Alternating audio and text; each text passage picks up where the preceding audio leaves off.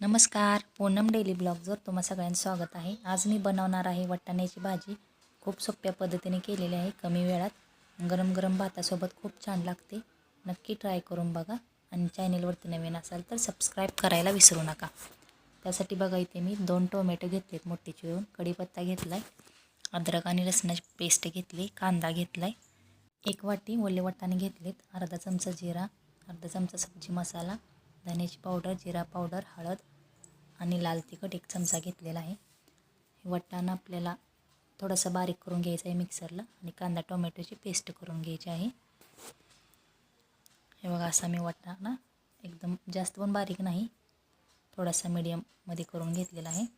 कांदा टोमॅटोची पेस्ट करून घेतली। आता आपण फोडणी देऊया। फोडणीसाठी बघा एक कढईमध्ये मी 2 ते 3 चमचे तेल घेणार आहे। तेल थोडंसं गरम झालं की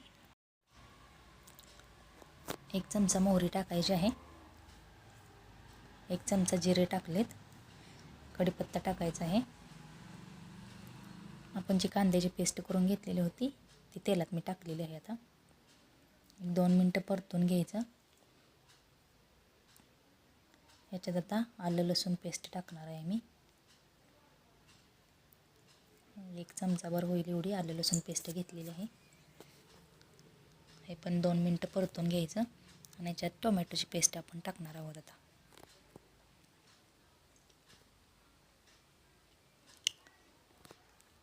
मीडियम गॅसवर हे आपल्याला मिश्रण छान असं भाजून घ्यायचं आहे।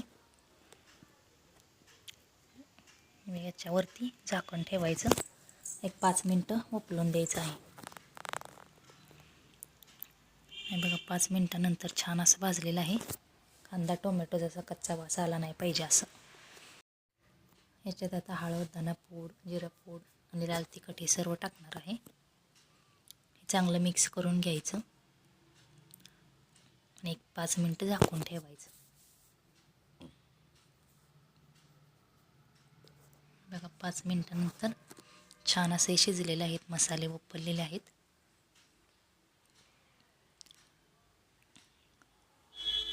चवीनुसार मीठ टाकायचं आहे।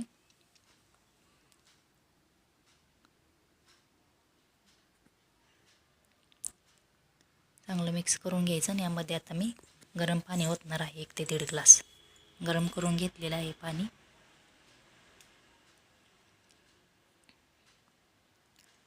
याला उकळी आल्यानंतर आपण जे वाटाणे असे बारीक करून घेतले होते ते याच्यामध्ये टाकायचे आहेत।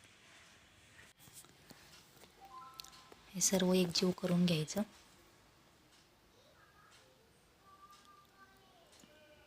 मीडियम गॅसवरती एक 5 ते 10 मिनिटं शिजवून द्यायचं आहे।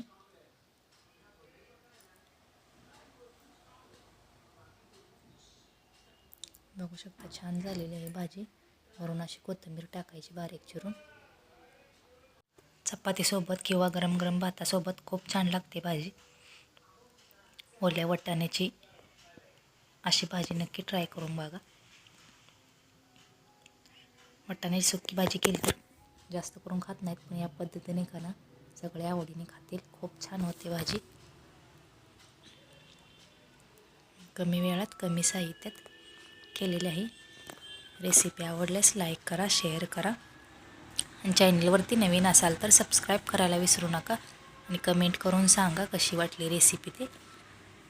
तुम्ही पण नक्की ट्राय करून बघा। धन्यवाद।